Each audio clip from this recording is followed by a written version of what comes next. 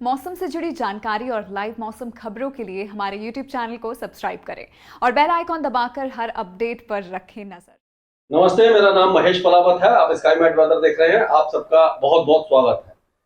तो लो pressure area आप देखिए बन चुका है, जो बंगाल की खाड़ी में बना है वो धीरे धीरे आगे बढ़ रहा है। अब ये धीरे धीरे well marked low pressure area में तब्दील हो जाएगा, यानी कि गहरा बन जाएगा, सशक्त हो जाएगा। लेकिन बहुत ज्यादा देर तक इसमें ताकत तो नहीं रहेगी, क्योंकि जब ये अंदर की तरफ आएगा तो जो हवाएं हैं वो पश्चिम से जो हवाएं आती हैं वो इसको कमजोर कर देगी, यानी शुष्क हवाएं इसको कमजोर कर देगी और कुछ देर के लिए well marked low pressure area बनेगा, फिर as a low pressure area ही इस तरह से ये आगे बढ़ेगा। और इसका प्रभाव अब कई इलाकों में देखने को मिलेगा, और यानी कि पूर्वी भारत, मध्य भारत ये और उत्तर भारत में भी इसका कुछ न कुछ इम्पैक्ट देखने को मिलेगा। और उससे पहले हम बात करते हैं कि इस समय मानसून की स्थिति क्या बनी हुई है। यानी मानसून अभी भी 7% ऊपर है पूरे भारत में, लेकिन अगर देखें तो मणिपुर, मिजोरम और त्रिपुरा, ये 3 राज्य हैं उत्तर पूर्वी भारत के जो डेफिशिएंट है, यानी जिनको सामान्य से कम बारिश मिली है। और बिहार और झारखंड है जो पूर्वी भारत में है, और दिल्ली और पंजाब है जो उत्तर भारत में है। इन राज्यों को सामान्य से कम बारिश मिली है। बाकी जितना भी भारत का हिस्सा है वो या तो सामान्य है, या एक्सेस है, या लार्ज एक्सेस है, यानी कि बाकी इलाकों को बारिश की गतिविधियां ठीक ठाक मिली है। लेकिन एक ही राज्य में कुछ जिले ऐसे हैं जो अभी भी सूखे की मार झेल रहे हैं, जैसे कि हमारे कई मित्र मुझे बताते हैं, मेरे वीडियो में कमेंट करते हैं कि नीमच में बारिश बहुत ज्यादा कम हुई है, और उसी तरह से मध्य प्रदेश के कुछ इलाकों में, राजस्थान के कुछ इलाकों में अभी भी बारिश की काफी ज्यादा कमी देखने को मिली है। हालांकि मध्य प्रदेश के कई इलाके ऐसे हैं जहां पर मूसलाधार बारिश हुई है। तो अब चलते हैं कि आगे मौसम किस तरह का रहने वाला है। तो जम्मू कश्मीर, गिलगित बाल्टिस्तान, मुजफ्फराबाद और लद्दाख, इस इलाके में बारिश की गतिविधियां बहुत ज्यादा कम होगी, यानी कि हल्की बूंदाबांदी या मौसम लगभग साफ ही रहेगा। हिमाचल प्रदेश में कुछ इलाकों में हल्की बारिश और 1-2 स्थानों पर मध्यम बारिश हो सकती है। लेकिन उत्तराखंड में अभी भी बारिश की गतिविधियां जारी रहेंगी, हालांकि बहुत ज्यादा हैवी रेन नहीं रहेगी, जैसे कि मसूरी, मुक्तेश्वर हो गया, नैनीताल, ये जो इलाके हैं, और ऋषिकेश हो गया, हरिद्वार हो गया, यहाँ पर बारिश की गतिविधियां बहुत ज्यादा कम होगी। पिथौरागढ़ और उसके आसपास के इलाके जो नेपाल से लगे हुए हैं, यहाँ पर बारिश की गतिविधियां ज्यादा होंगी। 3-4 दिन पहले यहाँ पर स्नोफॉल हुआ है और काफी अच्छा स्नोफॉल हुआ है, और ये कह सकते हैं कि सीजन का पहला अच्छा स्नोफॉल था। अब धीरे धीरे जैसे हम अक्टूबर के आखिर में पहुंचेंगे या मिड में पहुंचेंगे तो ऊंची पहाड़ियों पर स्नोफॉल शुरू हो सकता है, क्योंकि जो पश्चिमी विक्षोभ है वो अक्टूबर से लेकर के मार्च तक जो अपर लोअर लैटिट्यूड्स में आना शुरू हो जाते हैं। और ये जो जैसे मैंने बताया कि पश्चिमी विक्षोभ मेडिटेरियन सी से उठते हैं, बादल उठते हैं, और वो पश्चिम से पूर्व की तरफ आते हैं, इसीलिए उनको पश्चिमी गड़बड़ी या वेस्टर्न डिस्टर्बेंस कहते हैं। और जब वो पहाड़ों पर, यानी कि पश्चिमी हिमालय क्षेत्र के ऊपर पहुंचते हैं, यानी यहाँ पर हिमालय के आसपास पहुंचते हैं, तब उनको रुकावट मिलती है और यहाँ पर वो स्नोफॉल और बारिश देते हैं। उसके प्रभाव से चक्रवाती हवा का क्षेत्र बनता है, जिससे पंजाब, हरियाणा, दिल्ली और उत्तर प्रदेश में और उत्तरी राजस्थान में कभी कभी बारिश की गतिविधियां होती है। तो वो सर्दी का मौसम होता है, तब होती है। अब धीरे धीरे यानी कि वेस्टर्न डिस्टर्बेंस आना शुरू होंगे, उसके बारे में आपको अपडेट देता रहूंगा। तो अभी फिलहाल पंजाब के ज्यादातर इलाके शुष्क रहेंगे, हरियाणा के पश्चिमी इलाके और पश्चिमी राजस्थान पूरी तरह शुष्क रहेगा।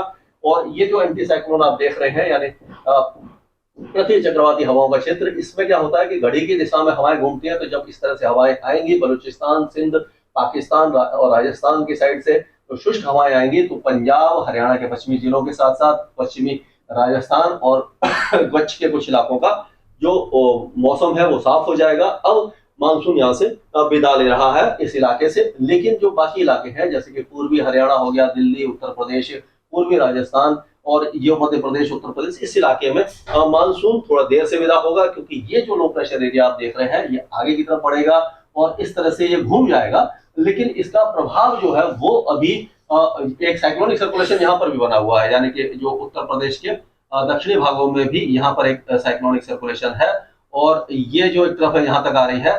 तो इसके प्रभाव से क्या होगा कि पूर्वी हवाएं इधर से आ रही हैं, यहाँ से पश्चिमी हवाएं आ रही हैं, इसीलिए आपने देखा दिल्ली और उसके आसपास पोल्यूशन बढ़ गया है, जो हवाएं आपस में मिल रही हैं। और जो कम हवा जब हो जाती है तो पोल्यूशन बढ़ जाता है, हेज वगैरह बढ़ जाती है। तो अभी क्या होगा कि हरियाणा, दिल्ली और पश्चिमी उत्तर प्रदेश और पूर्वी राजस्थान में बारिश की गतिविधियां हो सकती हैं, छुटपुट बारिश की गतिविधियां हो सकती हैं, जो 3-4 दिनों तक चल सकती है। यानी रुक रुक करके छुटपुट बारिश होगी, बहुत ज्यादा तेज बारिश नहीं होगी, लेकिन ये मानसून की विदाई में देरी कर देगी। और अगर हम बाकी इलाकों की बात करें, खास करके जो ये उत्तर प्रदेश है। उत्तर प्रदेश के जो लखनऊ कानपुर से लेकर के आगे के जो इलाके हैं यानी कि पूर्वी भाग है, जैसे कि लखीमपुर खेरी, बहराइच, गोंडा, बस्ती, गोरखपुर, प्रयागराज, वाराणसी और चित्रकूट, फैजाबाद, गाजीपुर, ये सारे इलाके बारिश अच्छी देखेंगे। इन इलाकों में तेज बारिश की संभावना है। बिहार के भी कई इलाकों में बारिश लगातार जारी रहेगी और कम से कम एक सप्ताह तक यहाँ बारिश रुकेगी नहीं, कुछ ना कुछ वेदर एक्टिविटी होती रहेगी।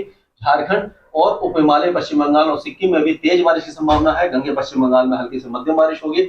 उड़ीसा के कई जिलों में अगले 24 घंटों में तेज बारिश होगी, उसके बाद बारिश की गतिविधियां थोड़ी सी कम होने लग जाएंगी। छत्तीसगढ़ और पूर्वी मध्य प्रदेश के साथ साथ विदर्भ और मराठवाड़ा के कुछ इलाके और उत्तरी तेलंगाना में बारिश की गतिविधियां अभी अगले 3-4 दिनों तक जारी रहेंगे। तेलंगाना में 2 दिन के बाद बारिश कम हो जाएगी, लेकिन मध्य प्रदेश के ज्यादातर इलाके जैसे सिद्धि, सतना, सिंगरौली, पन्ना और टीकमगढ़ से लेकर के उमरिया, दमोह, गुना, शाजापुर, शिवपुरी में कम होगी बारिश, लेकिन जैसे कि मांडला हो गया, जबलपुर, कटनी, ये है इलाके, बैतूल, होशंगाबाद, नरसिंहपुर, सियोनी, देवास, ये सारे इलाके बारिश एक बार फिर से देखेंगे। इंदौर, भोपाल, धार, खांडवा, खरगोन, उज्जैन, नीमच, रतलाम, परभनी, अलीराजपुर, इन इलाकों में भी 2 दिनों के बाद यानी कि 24 घंटे के बाद हल्की हल्की बारिश की गतिविधियां होंगी। कुछ इलाकों में तेज बारिश होगी। नीमच में छिटपुट बारिश की गतिविधियां हो सकती हैं। उसी तरह से पूर्वी राजस्थान में हल्की बारिश है, यानी कि एक बार फिर बारिश की गतिविधियां यहाँ पर आएंगी।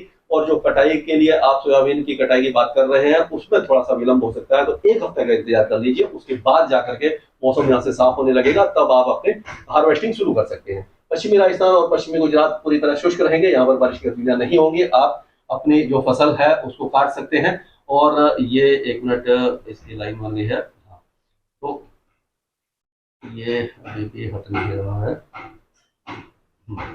तो यहाँ पर अगर हम महाराष्ट्र की बात करें तो मुंबई और उसके आसपास के इलाकों में अभी बारिश की गतिविधियां जारी हैं। लोग थोड़ा सा कंफ्यूज है कि मानसून कब जाएगा और कब बारिश रुकेगी। तो इसमें क्या है कि अभी यहाँ पर जो मॉइस्चर इंकर्जन हो रहा है, तो ये जो लो प्रेशर एरिया बन रहे हैं थोड़ा सा इसको पुल कर रहे हैं मानसून सर्ज को। तो मुंबई में अगले 3-4 दिनों तक हल्की फुल्की बारिश की गतिविधियां जारी रहेंगी। बहुत ज्यादा तेज बारिश नहीं होगी, लेकिन पूरी तरह से मौसम शुष्क नहीं रहेगा, मौसम सुहावना ही बना रहेगा।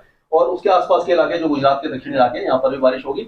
उत्तरी मध्य महाराष्ट्र में भी बारिश की गतिविधियां हो सकती हैं, जैसे कि जलगांव, नासिक, मालेगांव में।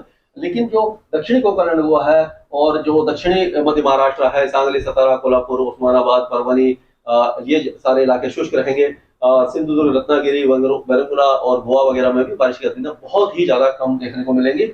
और उसी तरह से तेलंगाना के उत्तरी जिलों को छोड़कर बाकी जो दक्षिणी तेलंगाना है ये शुष्क रहेगा। और अगर बात करें हम केरल, तमिलनाडु, रायलसीमा, आंतरिक कर्नाटका, लक्षद्वीप, ये सारे इलाके पूरी तरह शुष्क रहेंगे। अंडमान और निकोबार द्वीप समूह में अगले 2 दिनों के दौरान मूसलाधार बारिश कई इलाकों में देखने को मिल सकती है। तो कुल मिलाकर के मध्य भारत, पूर्वी भारत और उत्तर भारत में एक बार फिर मानसून थोड़ा सा सक्रिय हो सकता है, लेकिन दक्षिण भारत और पश्चिम भारत है वहां पर बारिश की गतिविधियां ना के बराबर ही देखने को मिलेगी। स्काईमेट वेदर में अभी के लिए इतना। मौसम से जुड़ी जानकारी और लाइव मौसम खबरों के लिए हमारे YouTube चैनल को सब्सक्राइब करें और बेल आइकॉन दबाकर हर अपडेट पर रखें नजर।